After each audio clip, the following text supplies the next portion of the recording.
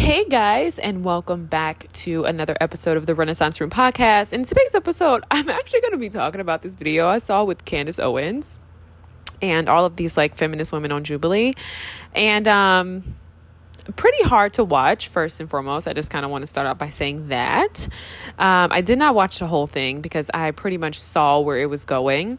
And so the thing about Owens, and this is like the rise of so many pseudo-intellectuals, is they put themselves in common spaces, like waves of feminist, women. And it's kind of like a trend, more to speak, right? Like a lot of people who are like coming out, they're feminist and they're identifying as feminist, or at least within that setting on Jubilee. I would say that these people are more like caught up in the trend of things, caught up in the fad of a thing. They don't really have a real understanding of what it is that they're advocating for. And not because they're bad people or because they're necessarily lost per se, but just because they just probably haven't really done the work to really understand the context in full. The other thing is that when you talk about Candace Owens and you talk about this rise of the pseudo-intellectual, they really position themselves to be knowledgeable. And I think that's very easy to do when you're in common spaces, right? Like Candace Owens is very rarely, we will never see this, right? Is very unlikely to sit down with a Black feminist scholar and have a real conversation, you know what I mean, about some of the questions that she poses. I think the other element to that is Candace Owens. It's very interesting watching Owens because she's this Black woman advocating for white men, essentially.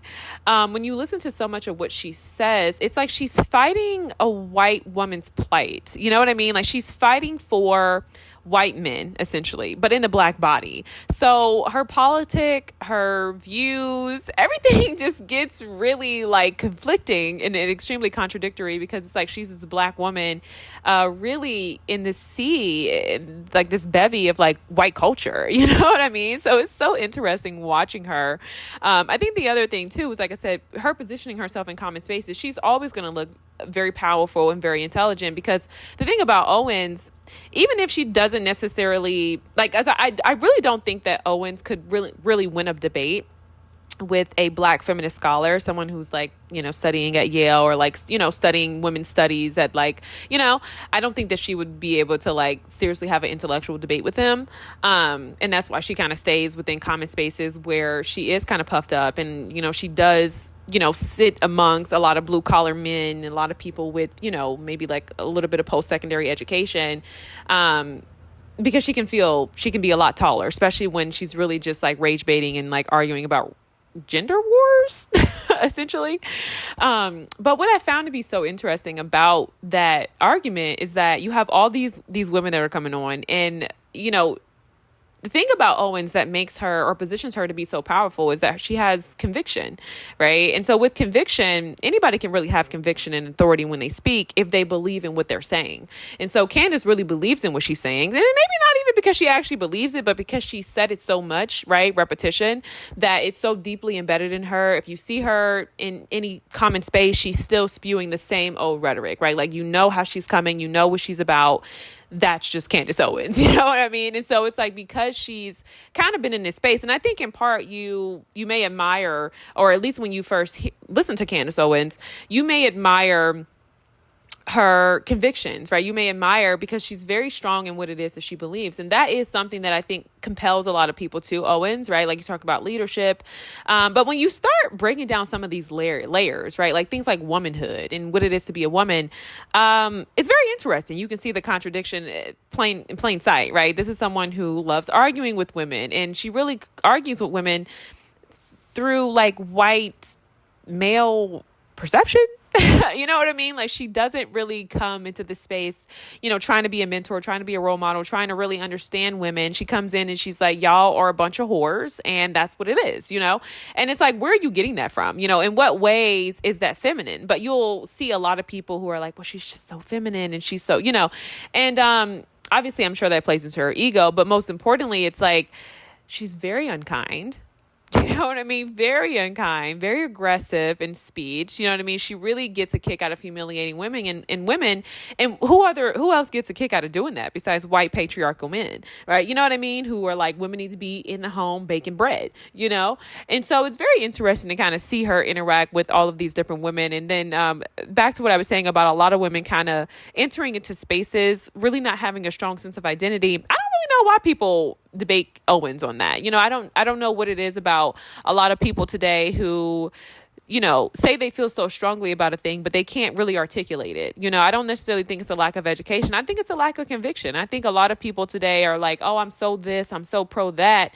And they don't even know why they're even in that space. You know what I mean? And I think that's probably one of the dangerous things about online communities today, because so much of it is identity branding, right? And so it's like people are wearing these badges of honor, you know, whatever it is, a trend, whatever it is, you know, these identifiers, and then taking it off when it's no longer cool, taking it off when, you know, they start to kind of get to the root of a thing. So it's like you have a bunch of people who are in community with one another and they're kind of masquerading as allies, but nobody knows what's really going on, you know, like when it's time to like, okay, wait a minute, like when the shouting stops, you know, we're all sitting with one another. It's like, okay, what are we really doing? What are we really saying? What are we really advocating for? You know, and that's one of the critiques about a lot of the modern feminists today, is that I don't think a lot of people really know what it is that they're standing for. You know what I mean? And that's why I said, you know, in regards to Owen, someone who, her debating with the Black woman scholar, someone who really, you know, has done the work of feminism, who studied, you know, the women who've come before. I just don't think Owens would stand a chance. You know what I mean? I don't think she would stand a chance. But I think for so many people today, you know, who don't really have a true understanding, who haven't done the work, who don't even really know what it is that they're advocating for, they just get swallowed up.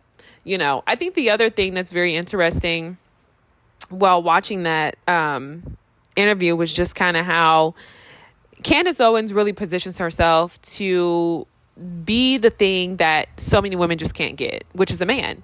And when you think about that, like looking at some of the women on the show, and this is not to be like superficial, but I just kind of want to be, I just kind of want to talk, you know.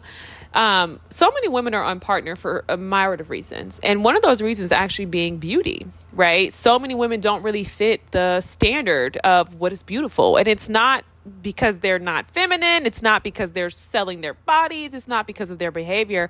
It's just because of their biology. And I think that if you want to talk about being a woman, which we know Candace Owens is just, you know, she's just doing her job. You know, you have to sit with that as women. And I think even being in a compassionate space, you have to see that. You have to see that, and you have to acknowledge that. And I think when you start talking about leading women, being a role model for women, or even speaking to women, you cannot turn a blind eye to the fact that so many women have never been chosen. So many women have never been partnered. So many women have never had men commit to them, you know, and you can say, well, sure, you know, everybody's got somebody, but no, for some women that has never been a reality, especially when we start talking about things like geography, you know, depending on where they're located, you know what I mean? Depending on race ratios, depending on all these different things, you know what I mean? And I think that in terms of a woman is something that will definitely soften your heart when you really start speaking with women, and how, you know, for a lot of women who maybe they are finding their way through feminism and finding, you know, defining it for themselves. You know, a lot of these women are making peace with the fact that they may never be able to fit into, you know, society's usherings and you know, traditional versions of femininity, traditional versions of beauty, you know what I mean? And I think for so many people, that's really hard to sit with. I think men and women, you know, I really do. I think a lot of people come online and they're just kind of spewing, and they don't even realize that there are a lot of people who've never been partnered. There are a lot of women who will never be partnered, you know what I mean, for factors outside of their control. And so I just think that, you know, we come online and we're so reckless. And that's how I feel about Owens, right? In terms of quote unquote being a woman, quote unquote being a role model, you know, relating to other women, trying to position herself as someone who could be followed, or you know, anything like that. You know, her rhetoric is incredibly harmful. It's incredibly dangerous and humiliating to the emotional lives of women. And I can't think of what healthy woman who would even position herself to be, quote unquote, first lady of conservatism. You know, how can you even really look at yourself in the mirror at the end of the day? Because it's not even a matter of, oh, I'm just hurdling the whores. You know what I mean? I'm just hurdling the whores. I'm hurdling the harlots. You know what I mean? It's like, I'm really I'm really constructing an identity that is so out of reach for so many women, and I'm shaming them, and I'm using such violent language, you know what I mean, for the women who are just trying to make peace with the fact that, hey, listen, I'm not a commercial body, you know what I mean, I can't fit into this space. And I can guarantee you right now, if Candace Owens was of a woman of a different complexion, if she was a woman of a different physiology, she would not be doing the things that she does, you know? And so I know that we don't really give her much play in the Black community, and we shouldn't. we quite literally, we shouldn't, you know? When you think about Owens and you listen to her story and just kind of everything that happened with her as a young woman and having this pretty like profound experience with the NAACP, I think Owens was caught in between that shift in generations where, you know, you had people going up north, right, being enslaved, all these different things, and they were quiet, they were working their jobs, they were, you know, doing well with integration, they maybe weren't paid equally, but they were doing the best that they got, they were working hard, and it was kind of like this Uncle Tom type of segment in society, you know what I mean? I don't want to say segment, but like time period, so to speak. And I think instead of, you know, kind of growing, because she's fairly young. I mean, she's not old, but like instead of kind of growing with the culture, shifting with Black people, I think it was a thing of like, okay, I'm going to shut up. You know what I mean? I'm going to bite this. I'm going to take this. You know, it's not the worst thing. I need to change myself to kind of be better, you know, instead of maybe having someone hold her and be like, hey, listen, this is what it is. This is why we fight. This is why we advocate as Black people. You know what I mean? I just think that she kind of got lost in history. I think, you know, she kind of got lost in a point of time. And I don't think that she really got understanding of like what happened to her. And I think that's why for her, it was like, hey, listen, if you can't beat them, join them. You know, and I think she found contentment. And I think for a lot of people who were, you know, born in kind of like in the civil rights, and you can kind of like what I'm really trying to depict is, you know, that scene from Lee Daniels, The Butler, where, you know, you had the father and the son, and the father's like, what are you doing being a part of a Black Panther? Like, you're being ridiculous. You know what I mean? Like, there's nothing wrong with society. You know, my paycheck is, you know, maybe Uncle Tom, but it put food on the table. Like, I think she was kind of caught in that type of culture. And I think for a lot of Black people who, find themselves lost in their Blackness, you know, find themselves really dealing with a lot of self-hate, to be honest. And they just usher themselves into white America. I think that for those people, they rationalize what they do and the harm that they commit onto other people. Because we got to think about Candace Owens. Like, nobody is healthy. No woman that is emotionally healthy feels the need to tear down women all day, every day. Like, you could call it what you want. I mean, you even talk about celebrity culture, right? Like, Barbara Sanders wasn't out here like giving it to celebrities. You know what I mean? Like, the way Candace Owens just picks apart women, like, you just can't possibly tell me this is virtue.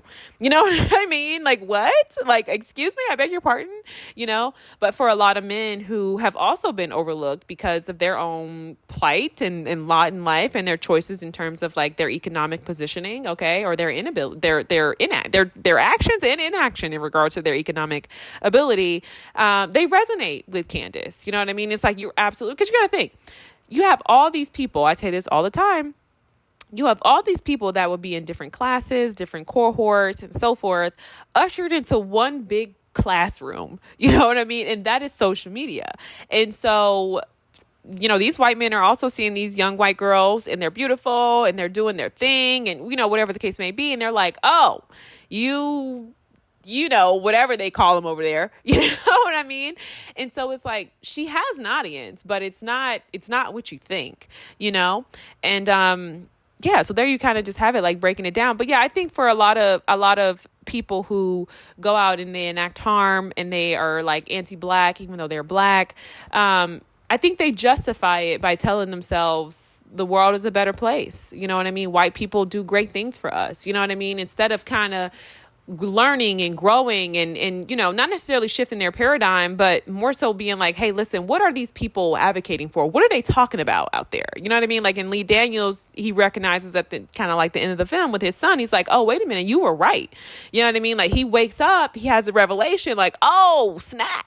You know what I mean? Like, yeah, I'm working for somebody who's going to always disrespect me. Now I see, so I think she was born in a culture where it's like, we're surviving. We're surviving. You shut up, you keep your head down, you get along, and you'll be okay.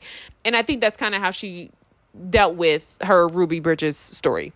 Okay, maybe was that insensitive? That's kind of how she dealt with that. You know what I mean? And of course, I'm just looking at it from an observational, psychological perspective.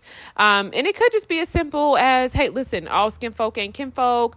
It could be just as simple as that. Black people are not a monolith, but I think that I'm not going to say it's lazy thinking, but I do think it's a little bit more narrow and confined. And I think it's a little bit more, it's just a little too viral. I think that we can kind of break it down and be like, hey, why is this person like this, from a psychological perspective? Because it's just not normal. It's not normal. You talk about normality, and you talking about like a complete deviant. She's a complete deviant, and you honestly have compassion for people like that. You have compassion for people like that. And that's the thing about life. You travel on a road for so long, and you no longer even know the way.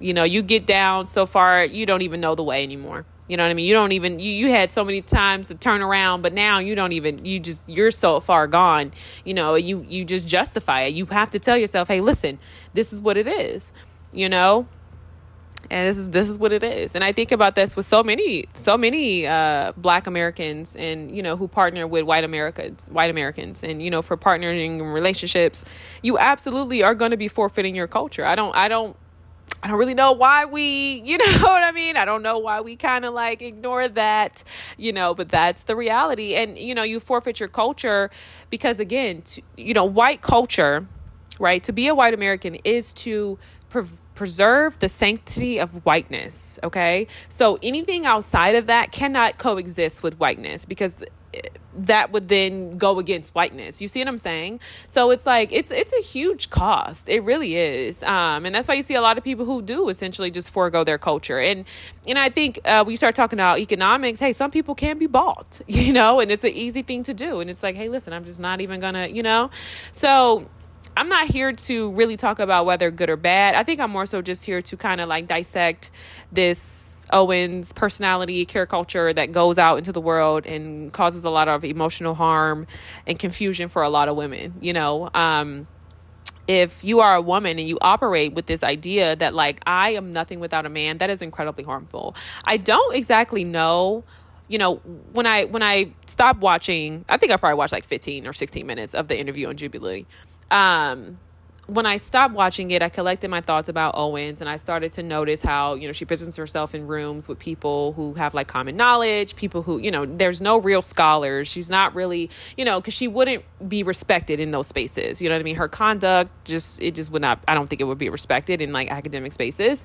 But aside from all of that, I sat with the question, like once I got my thoughts together and everything, and I like, thought about it, like I just shared in this podcast, I sat with the question, who is it that wants women to feel so bad about themselves? You know what I mean? Like, what is that? Are we doing this? We're tearing down the self-esteem of women so that they'll be more available for partners that are of a different, who is it?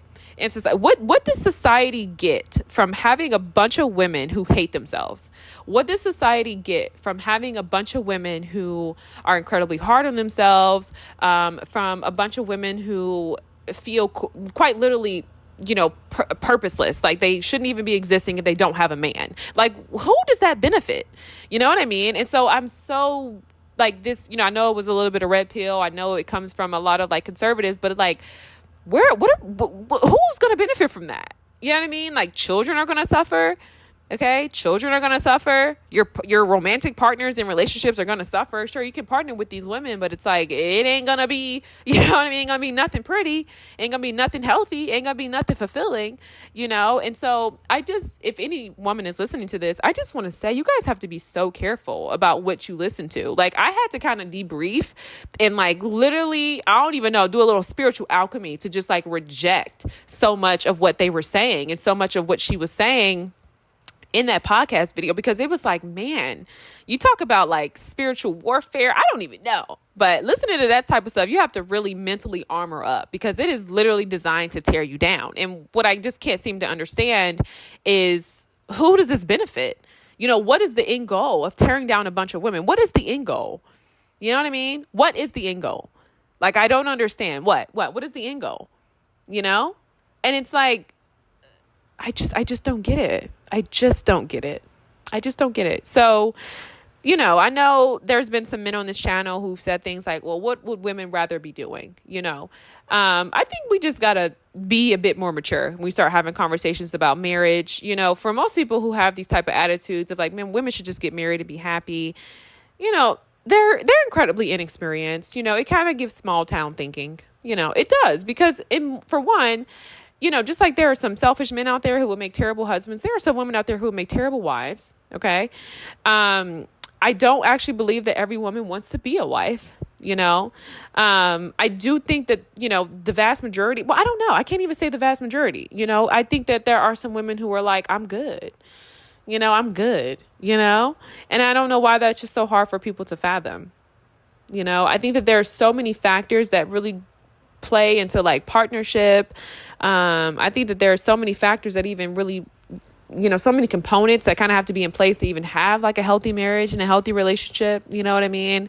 And I think even if, scarcity aside and all the statistics and the, stereotypes aside, I don't know, you guys. I just think that, when did we become so concerned about people in their life choices? Why do we need to hurdle people into our own beliefs? Like, I just think it's very immature. I think it's very ignorant. I really do. What do we get from that? And I think for men, so much of it is about control, but underneath that control is fear.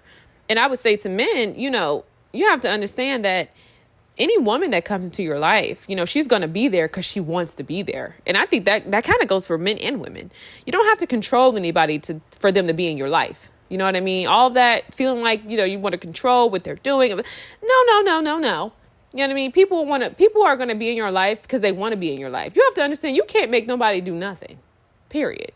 You know what I mean? You can try to control somebody in the mind and all that, but it's like, at the end of the day, you're a piece of crap. You feel like crap. You know what I mean? And your spirit is rotten. You know what I mean? You're not well. What's the cost of that? Trying to hurdle someone to be what you know what I mean? No, that's not how that works. You can't control anybody you can't make anybody do nothing they don't want to do. And that's just period. And I don't know when I don't know if we just kind of have this culture of control or what, but it's like, hey, listen, people are going to be who they're going to be. They're going to make their choices. There are some things that people say. And, like I said earlier about the feminists, and I can kind of tell a lot of these people were on trend. They didn't really have an understanding for why they do what they do, or why they have the values that they have, and for some people it's an exploration, right? I'm not even here to critique the identity crisis. Some people it's exploration. A lot of people are figuring themselves out. You have to understand, people come for some hard stuff, man. You know what I mean? Like, give people a break. That's all I'm saying. It's like, give people a break. You have a lot of people, they may be lost. They may be on their way. You know what I mean? But dang, you got to tear them down. You got to throw stones at the person who's climbing up the road. You don't know what they've been through. So many people haven't experienced love. Like I said, you know how many women who've never even had a boyfriend, never even had a crush, never even had a Valentine? Can you imagine that in American society where the nuclear family is on the podium? I mean, is on the pedestal? You know what I mean? Like, you got to be more compassionate. Like, I just think when you become an adult and you mature, it's about being more compassionate. It really is. And so if Owens is your reference, I don't... I'm not laughing with you. I'm laughing at you. No, I'm kidding. I'm kidding. I kid. But anyway, you got to exercise more compassion when you talk about women and women's choices, because for some people don't have a lot of options. Some people don't have a lot of choices. Some people are just doing what is best for them. You know what I mean? And then somewhere within the feminist movement, within the women's rights, hey, the waters got a little murky. The definitions got, mixed, match, and crossed. And so a lot of people are just trying to figure it out. They're seeking a little empowerment. They're seeking a little sisterhood, a little community. I think initially the desire is very innocent. When you start talking politics, you start talking identity, that's when it get crazy, right? Because at this point it's subjective. All right. So if you know, and if you want to leave me a comment, let me know who benefits from having a bunch of women who have low self-esteem. Who benefits from a bunch of women who just, have no voice, don't know their head from their tail. You know what I mean? No backbone, no spine. Who benefits from that? Who benefits from a bunch of women carrying a spirit of shame? Why do we want that? Why do we want that? Are you trying to put us in a concentration camp? Like, what are we doing? What are we doing? Why are you doing this? Why are you doing this? This very insidious type of work that corrupt, like talking like that, speaking to women like that, that corrupts the human spirit. That erodes the human spirit. You know how many women are walking around feeling so unworthy, so undeserving? You're never going to find a wife. You definitely ain't going to find no partner. You know what I mean? They're not even looking your way anymore. And it has nothing to do with you. It has everything to do with what you've been telling her, what y'all thrown on so many women. You see what I'm saying? So many beautiful women, intelligent women make great partners. They're not even looking your way. They're not looking at, because now she don't even, you see what I'm saying? The waters are murky. Self-esteem all in limbo, listening to that type of stuff every day. It's horrible. You got to protect your mind. The Bible says guard your heart. Protect your mind. Guard your spirit from that type of stuff, because it is designed to break you. It is designed to destroy you. And Candace is out here operating like a angel of light, masquerading as an angel of light, quite frankly. Okay? Because, girl, what are you doing? They want to use all that Christian language. She's working for the devil. Look at the fruit. What are you doing? Who's empowered by this? Is she having any matchmaking ceremonies to meet another UK? And here's the thing. Listen, let me not even get personal. Guard your heart. Hide your wallet. and use your discernment. Peace.